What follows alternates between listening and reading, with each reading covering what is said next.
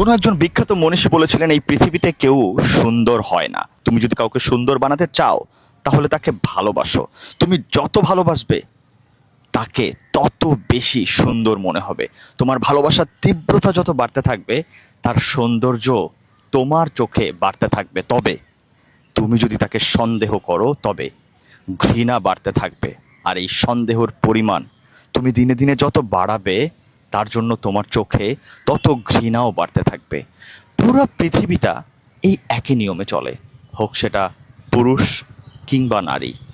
আপনি যদি সত্যি সৌন্দর্য বাড়াতে চান তাহলে ভালোবাসুন। ভালোবাসলেই দেখবেন আপনার প্রিয়জন আপনার কাছে অনেক বেশি প্রিয় হয়ে যাচ্ছে। তার সৌন্দর্যে আপনি প্রতিদিন মুগ্ধ হচ্ছেন। আর সন্দেহ করা শুরু করুন, তাকে দিনে দিনে ঘৃণিত মনে হবে।